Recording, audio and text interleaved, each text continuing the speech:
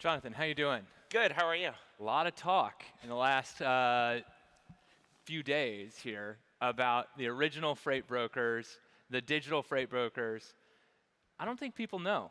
You guys are the original guys, OG, 2013, right? August 2013, we were the first by a good 2 years, I think. Yeah, so you obviously have learned a lot. You've seen a lot of growth over that time. You got to be a pretty big brokerage, but as this Fireside Chat is titled, there's a pivot in there, right?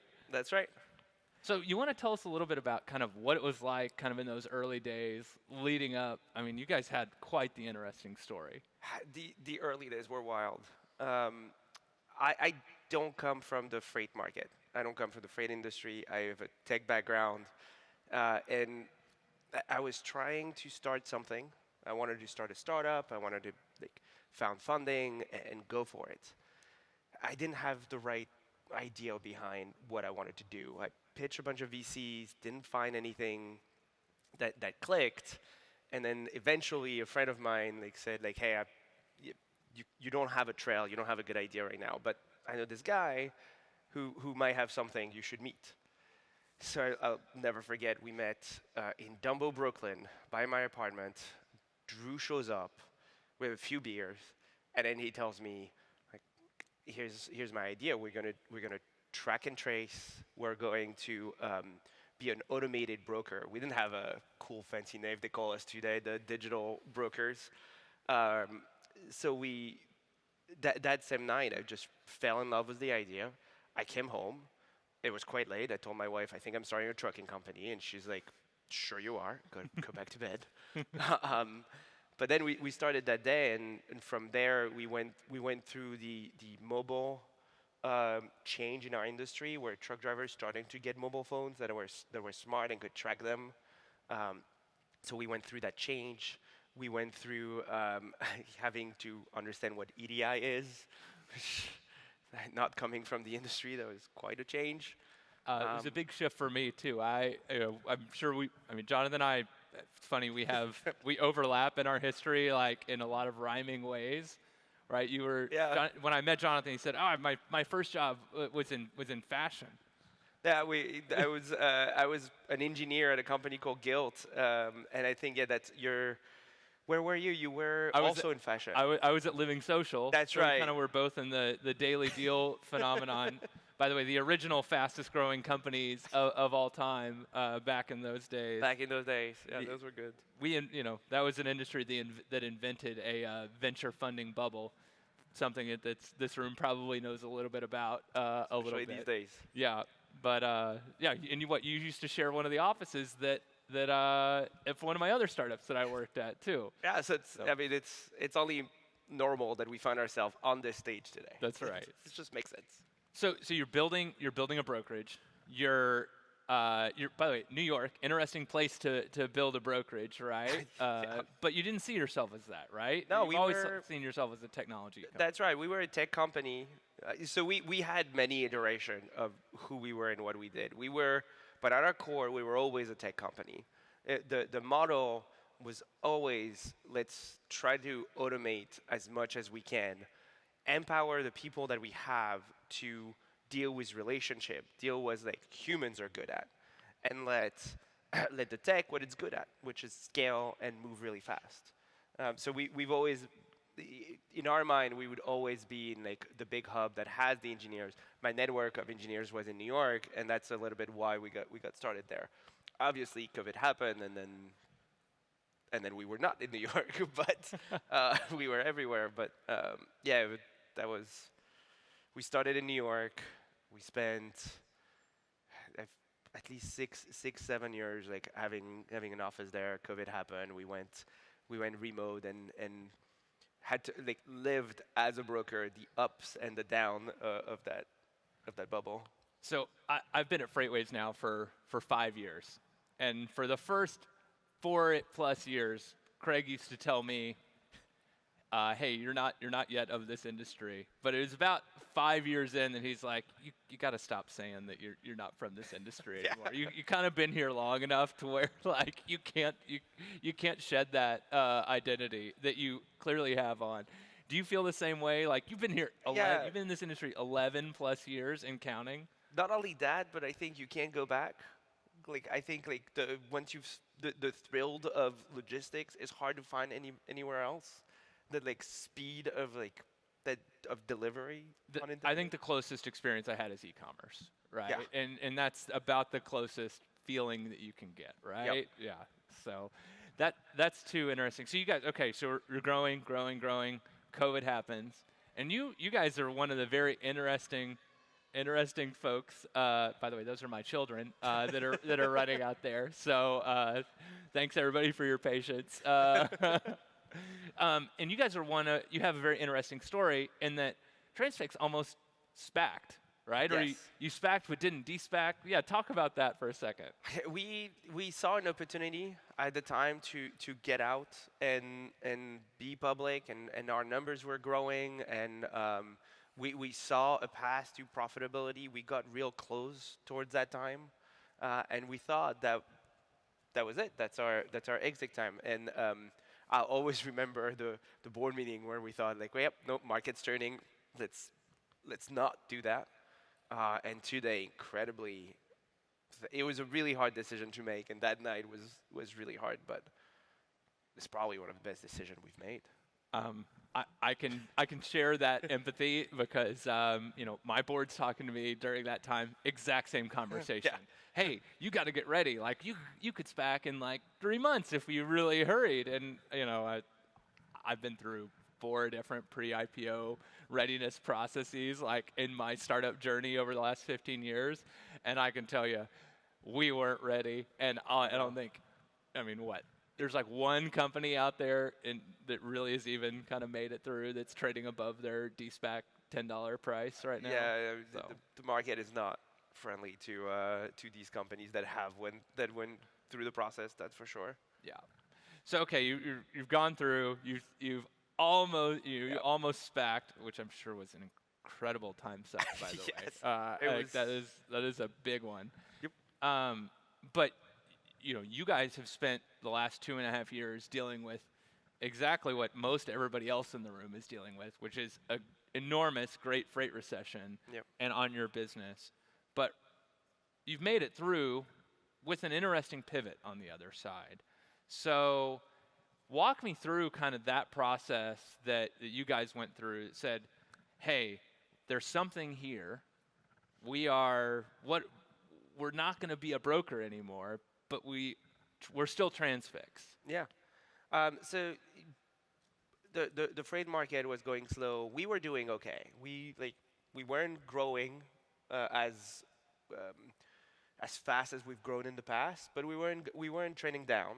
Margin was going up because we were, our differentiator back then is we were so good at predicting our own pricing, which obviously is leading to the pivot and where we are, but we were really good at it. And because we were good at it, we were able to maintain our margin levels, to maintain our volumes and do a lot of that. But when talking to our board, she's like, what's the next 5 years? What's the next 10 years? Where are we going from here? We clearly didn't exit. This is not a lifestyle business for them, obviously. Yeah, you took outside capital. There's no the lifestyle is to return capital to the LP. That's right. They're not they're not gonna wait forever. So what do we do from here? And we told them our belief was that I love our operation team, and I think we built a phenomenal brokerage. But our real value is all the tech that we've built in the last decade with a brokerage next to us to make us such a differentiated experience. If you use our product, they're not built by a tech company that just try to serve as many brokers. It's built by a broker who understand how hard it is to schedule freight, who understand how hard it is to talk to carriers. If you worked at Transfix, you booked freight. Didn't matter your title, didn't matter what you did. You went and you booked freight and you scheduled appointments because that's hard. So we always believed that, but then fundamentally the next question was, will broker buy tools from a broker? And our thesis, and it seems to be a very hot topic right now, but our thesis was, no, we need to pick a lane. We need to decide, are we going to be a broker? Are we going to be a tech company? And we saw the massive opportunity. We had the support from our board. And coincidentally, I went to a dinner that was hosted by Dave Browing from NFI. And to coin his term, he said it was Freight Karma that we met. Because he was talking about how he's rolling up Brokerage and how his vision of the TMS of the future, what it needs to look like, and it was like we just good dinner. And at that dinner, we just like, why don't you buy the Brokerage? You're right. Why don't I buy the Brokerage? And it just sort of happened. The NFI team is fantastic. They're an amazing group of people, and it just worked. So with one dinner, you double NFI's brokerage by selling them yours, and launch your own pivot or second life of your startup. I don't know anybody that knows. It's not, Johnathan. I'm sure that wasn't your second life. I'm sure that was your ninth life, because the number of pivots that naturally happen in those early stages. Yep. But usually it's incredibly hard to pivot at that scale. It had to take real commitment from your investors to sign up for this. That's right, and I mean they have our back. We're lucky to have them, but it almost as importantly, if not more important, we had the back from our team. Like the brokerage team went to NFI and they're like doing great there. But the data science team, our engineers, are like the team that is staying with us through this, are so excited. I mean, speaking on their behalf a little bit, but they see we have their support through this journey, and it's just fun. So in one dinner, you now have a new customer and a new business model that you're going after, and just kind of like what Bill Driegert was saying earlier with Flexport, you picked a lane. Yeah. Right? Similar to what he was doing, what they're planning to do, you're picking a lane. Mm-hmm. How do you differentiate yourself? And you hit this a little bit in Transfix's 2.0 version with this pivot to how you're going to serve the market now. Yeah, that's a great question. So first, like I mentioned what I believe we were amazing at was predicting our cost. And our new product now serves customers that are looking to understand their cost, that are trying to understand not what the market says, but what they buy against that market.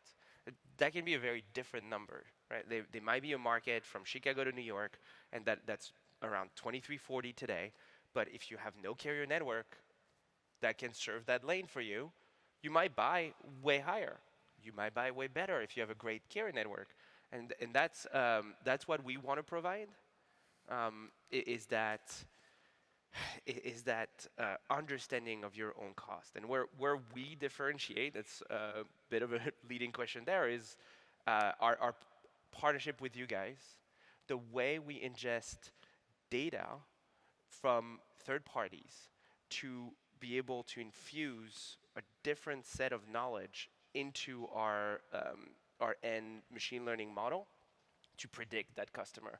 We're not in the business right now of aggregating data from other customers and creating an index and doing that sort of thing. It's understanding the market from you guys, and then turning that over with the understanding of this is your cost. This is going to be how you buy compared to the market. So I think that's a really interesting point too. One that we've hit on, what I've seen is we've sold SONAR to, 900 plus customers over my 5 years here. It's really hard to retain that data science, data engineering talent at a broker or a carrier, and especially at a shipper. And I gave you the example, and I'll give the audience this.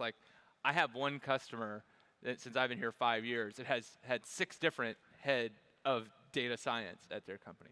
So think about why would somebody want to partner on this technology? Kind of building on what Bill was saying is maybe the third party is building it better than the people internally. Well, I think it's for us, it's revenue generating.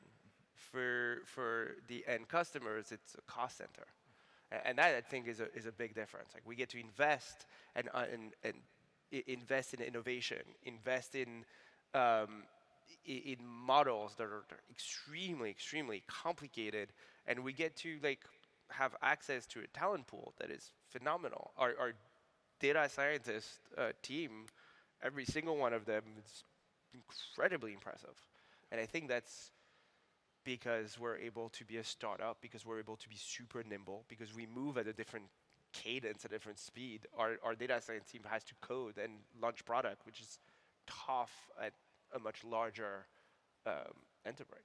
What I see the commonality between our businesses is the data or the model is the product. Yeah. Right? When you're moving freight, the movement is the product. The delivery is the product. You said it earlier. My data scientists move freight.